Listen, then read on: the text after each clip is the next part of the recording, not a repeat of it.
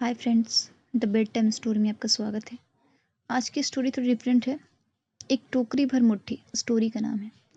किसी श्रीमान जमींदार के महल के पास एक गरीब अनाथ विधवा की झोपड़ी थी। जमींदार साहब को अपने महल का अहाता उस झोपड़ी तक बढ़ाने की इच्छा हुई।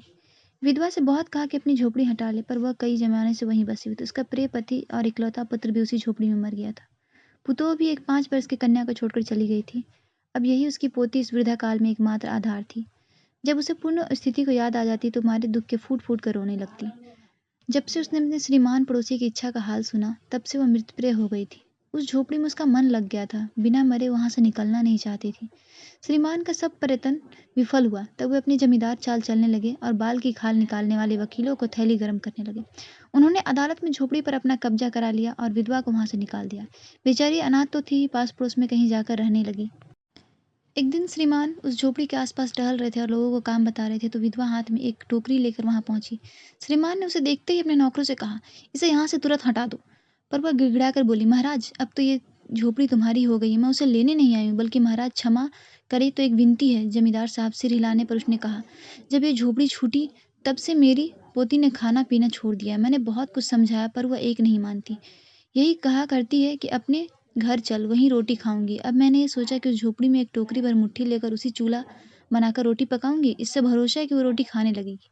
महाराज, कृपा करके आज्ञा दीजिए तो इस टोकरी में मैं अपनी मिट्टी ले जाऊं। श्रीमान ने आज्ञा दे दी। विधवा झोपड़ी के भीतर गई। वहां जाते उसे पुरानी बातों पर स्मरण हुआ और अपनी आंखों से आंसू की धारा बहने लगी।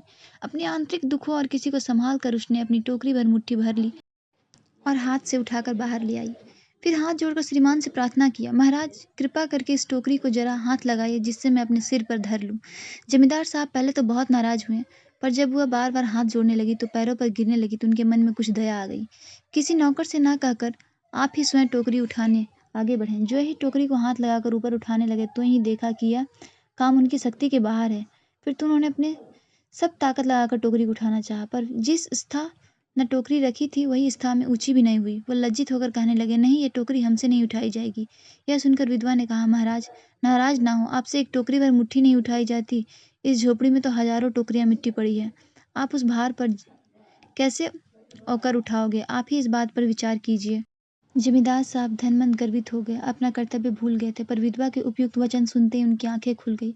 कृतकर्म के पश्चात उन्होंने विधवा से क्षमा मांगी और उनकी झोपड़ी वापस कर दी।